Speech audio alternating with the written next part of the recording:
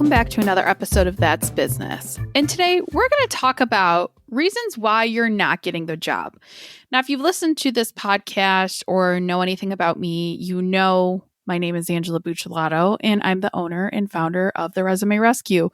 And what we focus on there is helping people figure out what they want to do next in their careers, writing resumes, just debunking myths in the job search process, and just about everything in between.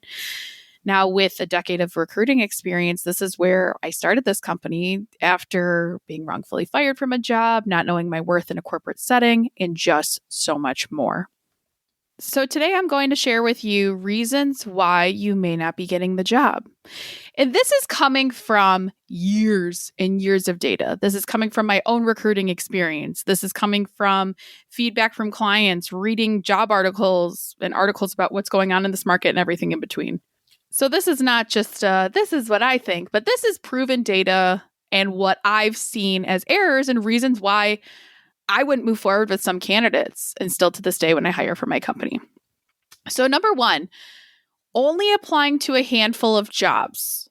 I forget what the numbers were back a few years ago where it was like, hey, if you apply to 50 jobs, you'll get 25 responses. And of those responses, you'll get 10 interviews, 5 second rounds, and 2 offers. It was a simple formula that was pretty accurate. But now with everything going on in the world and just this process being difficult, it's not like that anymore. It's not if you apply to 5, you may get 1 to respond back to you or anything like that. There are people that have applied to hundreds of jobs and didn't get any type of feedback. So this is where I don't want you to apply to thousands of jobs. I don't want you to apply hundreds. I want you to exhaust your resources for each job you apply to. What I mean by that is if you applied to the job with the Resume Rescue, did you email the CEO? Did you email anyone that you could have come in contact with? And it's not saying to blow everyone up and bother them and get on their do not contact list. It's just making sure, are you using LinkedIn? You can use this to find out information about anyone. If the contact information from the hiring manager is posted on the job, you should absolutely reach out. And you don't need to reach out and do a whole slew of information on it, but just saying why you're a good fit. So please make sure you're exhausting your resources for each job within reason and apply to more opportunities. And again, your time is valuable. So do not spend hours on an application unless it's the dream job. I honestly, personally wouldn't apply to a job that would take me longer than 20 minutes, maybe a half hour if it was the one. You also could be applying to the wrong types of jobs. So I'm sure you've heard you're overqualified, you're underqualified. What the heck kind of jobs do you apply to? So your rule of thumb when you're reading through the qualifications of a job, if you're a 60% fit, 60, you should apply to it. The reason being in recruiting, we have hiring managers, account managers, whoever that's making the decision, and they put everything on the job description typically. So maybe qualification B is like a nice to have, but they put that it's required. Well, you as the applicant may be reading through that and you're like, oh, well, I don't have that. I'm not applying. Your rule of thumb, again, is 60% fit under the qualifications you should apply. Under the roles and responsibilities, you can assume you're getting trained on all of that. So you want to make sure you're applying to the right opportunities. Now, if you're overqualified, so let's say you're applying to a job for something you did 15, 20 years ago, and let's say you're returning back to the workforce, you're changing careers, and you're going after an entry-level job that you have no business going after, hiring managers are going to assume you're overqualified and they're probably not going to call you. And if you say, well, Angela, but I'm willing to take this pay cut or I'm willing to take this job just to get back in the market, great. You need to explain that in your application. So I have a client right now where he's moving to a new state and he's changing his career path a little bit. And he was going after more junior roles. And he had to convince the recruiter to submit his resume over because it just didn't make sense how low paying of roles he was willing to take. Well, then he explained his situation. He has a lot in savings. He's looking to transition careers. And with his background, she submitted him, but he had to convince her. And he had the opportunity to do so over the phone, which not everyone gets. So if you're in a weird situation, just explain it. There's usually space for add additional documentation or any other file uploads. And that's the area where you can put, hey, I understand the salary expectations here. I'm fully aware. I'm willing to do it. But that's where you need to make it clear why you're looking for this type of role. So you're not going to get the X that you're overqualified. Now, on the underqualified side, again, 60% fit. If you're entry level, you're just graduating high school or college, and you're looking for an opportunity, and it says entry level, you should still apply to it. It's one of the most frustrating things in the process, but just make sure you're erring on the side of applying. The next thing that I shouldn't have to say, but I'm going to, blatant errors on the resume. I mean, maybe you forgot the .and .com in your email. Maybe you put a 5 instead of a 4 in your phone number. Basic information like that drives me up a wall. I get it. We're all human. I've made plenty of mistakes in my time, but you know what I've learned? I have the Grammarly plugin on everything. Everything. Have it on my emails, on my LinkedIn posts, on my documents. There is just no excuse for any of these little errors. Make sure to double check it. Make sure to review your resume with people that know you very well. And if there's anything obvious, because I get it. You stare at a document for so long and you're like, is that spelled right? There are so many times I question if resume is spelled right because my name is the Resume Rescue for my company and you just stare at it for so long. So just make sure. Use these resources to just make sure it's okay. Spelling errors. Same kind of concept. Like, guys, come on. There should be, I vividly remember this resume. Was an engineer. An engineer, I think it was electrical engineer. I don't remember which kind, if I'm being honest. Had on there in his skills that he was detail oriented, but he had the word engineer spelled wrong. I opened it in Word and it was a red squiggly line, like clear, that it was spelled wrong. How are you about to submit to me an application that I'm going to take seriously if you have your own job title spelled wrong? I don't care about extra spaces. I don't care about things like that because I have looked at thousands, probably tens of thousands of resumes at this point in my career, and I notice it within seconds because I have that skill set. But again, Grammarly is free. There's so many free resources. Use ChatGPT, use whatever to just analyze your resume and make sure there's no blatant errors. That is something that just drives me up a wall. And other details on the resume that you may be missing out on. For all that note, lack of details, lack of result-oriented bullet points. If you're in sales and you say work with clients, no. You could say build rapport with a pipeline of over 100 clients through consultative selling. That paints the picture.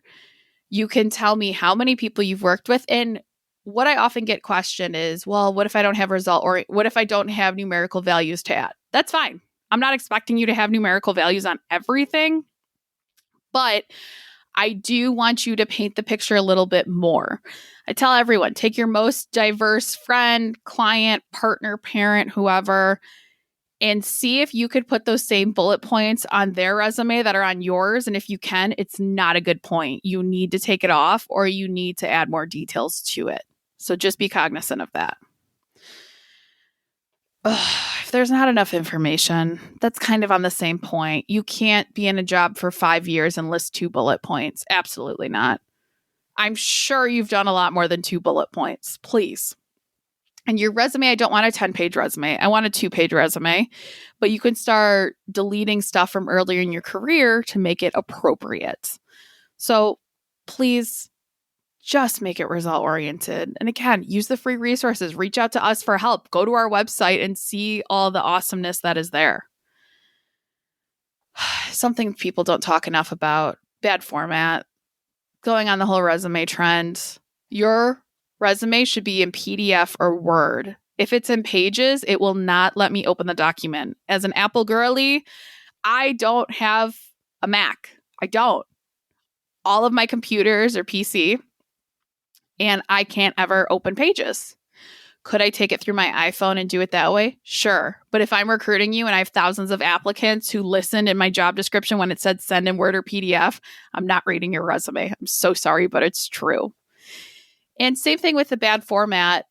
Is my eye drawn all over the place? Is it too much? Do I understand what message you're trying to convey? I mean, if I open the document and my eye is just going left and right, and I don't know where to look, it's not a good format. You need to make it clear the second I open it what exactly your career field is. Start with big, impactful terms. Write it on there multiple times what you do. Please make it good. Another thing people don't talk about enough, pictures on the resume. I don't care if you've won world-renowned awards for how gorgeous and handsome, beautiful, whatever you are. I don't want a picture on the resume. Number one, they don't come through an applicant tracking system well. So if you have pictures on there, it may change it into a little wingdings font, which does nobody a service. I also don't want you, it's unconscious bias, period. When you meet someone, you shake their hand, elbows, whatever, wave.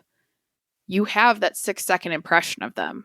You have your impression of me when you heard me for the first time. You have my impression, well, you listened to my voice or you saw me, whatever. We all do this. This is nothing bad. It's just a fact.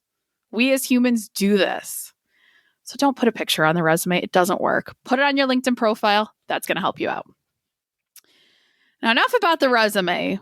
I could do a whole podcast on resume issues, and maybe I'll do that next. But those are issues on your resume of why you're not getting the job.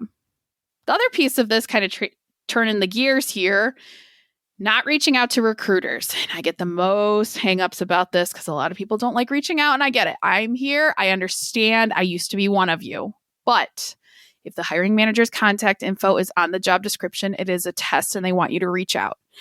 I have almost 22,000 connections on followers on LinkedIn.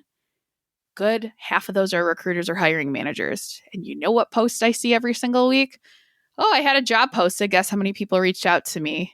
5. Guess how many people got interviews? 5. Not to say it's a disqualifier in the interview process, but the last 2 hires I've had reached out to me, and that's how they got the opportunity. So please reach out to the hiring authority and just introduce yourself. Say you applied to the job. Doesn't have to be a long cover letter, but just connect the dots of why you're a good fit and why you're interested. Attach your resume and be done. That's it. LinkedIn's a great platform for that. I would start building your presence now. Well, on the topic of LinkedIn, if you don't have a LinkedIn presence, now, if you've applied to a job in the last few months, depending on the industry, of course, a lot of companies are wanting you to attach your LinkedIn profile. And feedback from some of my clients that maybe don't have as strong of LinkedIn presences was that they didn't want to move forward with them, or they were concerned they didn't have a LinkedIn presence. And this is not just in sales or marketing or roles that would be using LinkedIn. It's across the board. I just had an engineering client that said the same thing. So just make sure to get more acclimated with LinkedIn, especially if you're younger in your career. This is only growing in popularity. The amount of times that LinkedIn has been preferred for so many applications is wild to me. I don't know what it's been in the last 2 years, but it's just been blowing up. So please get on the LinkedIn bandwagon, hop on, toot, let's go, and start using it. And if you don't know how to use it, again, we can help you with that. We have lots of free webinars. We have lots of resources. So don't be a stranger to LinkedIn. Not only with LinkedIn, but with interviewing. This happens more than you think. If you don't have good interview etiquette, I'm not moving forward with you. So let's break down an interview first. If you show up in non-professional clothes, and again, if you're touring a plant, make sure you fit the vibe there, you know? I always err on the side of kind of like business casual, business professional, unless told otherwise. But if I know I'm getting a plant tour, any of you that knows, you can't have a tie, you can't have open-toe shoes, you can't have those things. So just do the research. And it's totally appropriate to ask the person that provides you the information what kind of interview this is going to be, or if there's certain etiquette to dress. Along the interview etiquette, if you're not put together, I'm not saying you need Louis Vuittons and all these designer things because your girl's not one of those, and that's okay if you are. But brush your hair. Make sure you don't smell bad. If you're a smoker, make sure there is not an ounce of cigarette smoke on you or marijuana. Please don't smoke before an interview. Just don't. I'm not a smoker. I don't judge people that are, but it's just a level of unprofessionalism. And if you're in the healthcare facility, some don't really prefer candidates that don't smoke, which makes sense. So just make sure you fit the vibe. Make sure you're not pulling a shirt off the ground that has a million wrinkles on it. Use a lint roller if you have a furry dog like I do. But again, that's going on that first impression. It's so important. And I don't think you need a suit and tie regardless. I don't like wearing business suits as a woman. Many women pull it off and look phenomenal. It's just not me. But what I do is I like to wear a professional dress, something that I feel confident in, something I feel comfortable in. I'm someone that does not wear heels. I'm not going to start wearing heels just for an interview. So again, just make sure you're wearing things you're comfortable in. And, layers are always key because you don't know, is it going to be hot as heck? Is it going to be freezing cold and you're sitting there shaking if you run naturally cold? Just prepare, layer up. It makes good sense. So also on the lines of interviewing, not being interested in the position. One of my favorite stories I love to tell, because this was such a core memory when I recruited, I used to hire a lot manufacturing, automotive, defense, a lot of plant workers or machine operators.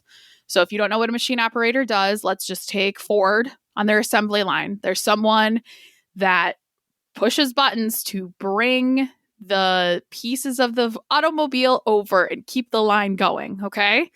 So if you've ever seen the Ford commercials, they always show the assembly lines. There's someone behind the scenes called a machine operator making sure the machine operates correctly.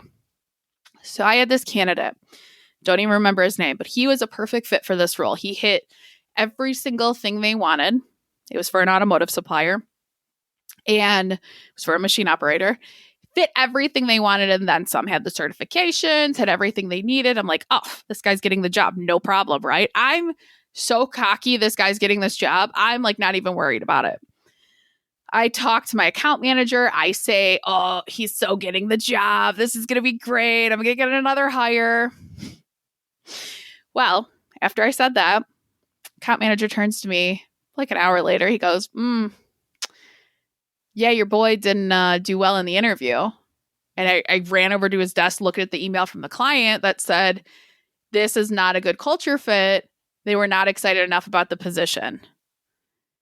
And I thought to myself, I was pissed, of course, but this guy I had sent in for the interview was a little quieter, was a little short with me. But I was like, but he has all the skill sets. Who cares? He doesn't need to be Chad Cathy. He's sitting behind a machine all day. Well, I was wrong. Because at this automotive supplier, communication is key. They need to be alerted when something goes down so the production line is not down. They need someone who's doing risk assessment, risk management to make sure there's no issues that could arise or they're tracking it. And this guy, they felt, did not have the good communication skills. He didn't get the job. So ever since that point, I've learned, and even, of course, with the resume rescue and even doing this podcast, you have to be excited about the position. You don't need to be obnoxious about it, but you need to ask questions. You need to put yourself out there. You need to do all these things. So that's what I want you to focus on when you're interviewing. And if you tend to be a more introverted person, that's okay. I'm not asking you to be someone you're not. Ask engaging questions, though. Show that you're interested in the position. That's what we absolutely want to see. So make sure you're doing that. And after the interviews, please make sure you're following up. It is a test. I am always curious when I interview people if someone's going to send me a thank you message. You don't have to send a thank you note. That's like all long-winded. You could just say, hey, Angela, I really enjoyed our conversation about the role with the resume rescue. I'm really excited to hear back from you. I enjoyed meeting with you and your team and hope you enjoy a long weekend, whatever it is. If you can just send a quick thank you and follow up with them, that's accurate to do. But I hate when people, especially in like a sales or client relations position, don't follow up with me. So if you've made it through this podcast and you're like, well, Angela, I'm doing all these things. Like, what the heck? Then I'm here to tell you it's not you. It's these crappy hiring processes. It is valid. It's a tough market right now, but people are still getting new opportunities. I saw about 10 new job opportunities roll through today on this Monday. 10. That's awesome. It does happen. You have to do a little bit more work. But again, let your LinkedIn profile work for itself. Reach out to your connections. Tell people you're looking for a job, because we're retracting back in time where it's all about who you know. And if you're still not sure what you're doing wrong, again, head to the show notes, reach out for a free consultation. And again, tune in next week for another episode of That's Business.